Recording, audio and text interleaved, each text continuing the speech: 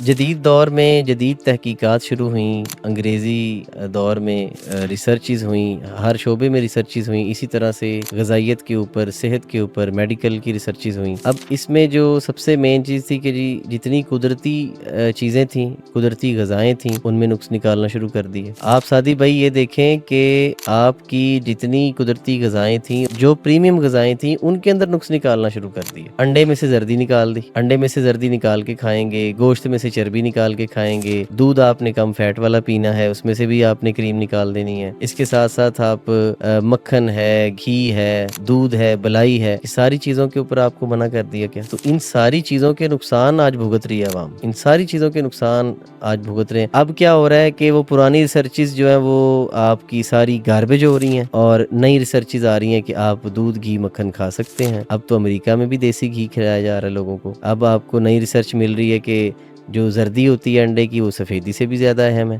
تو بھائی اللہ نے آپ کو پہلے ہی پورا انڈا دیا تھا، ایسے ہی دے دیا آپ کو، آپ پہلے ہی پورا کھا لیتے، کیوں لوگوں کو آپ نے آدھے انڈے کھانے پہ لگا دیا؟ کولیسٹرول کے اوپر انہوں نے اتنا واویلا مچایا، دودھ، گھی، مکھن لوگوں کے بند کر دیے، لوگوں کے جگر تباہ کر دیے، فیٹی ایسڈز جو ملنے تھے لوگوں کو ان قدرتی غذاؤں سے وہ ختم کر دیے، لوگوں کو خشکی میں مار دیا انہوں نے۔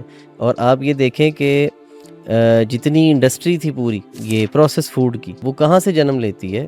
وہ یہیں سے جنم لیتی ہے۔ آپ نے لوگوں کو قدرتی غذاؤں سے دور کر دیا ہے، اور جتنی پروسیس فوڈ ہے اس کے اوپر آپ نے لگا دیا۔ دیسی گھی، مکھن، بلائی کے خلاف لوگوں کو آپ نے ریسرچز پیش کی۔ دوسری طرف کیا ہوا کہ میڈیا کے اوپر آپ نے ایسے ایڈز لگائے کہ یہ فلاں ہم نے جناب پام آئل بنایا ہے، یہ دل کے لیے بہت اچھا ہے، یہ آپ کو وٹامن یہ دیتا ہے، وٹامن فلاں دیتا ہے۔ یہ سب پلاننگ ہے، یہ سب پلاننگ ہے۔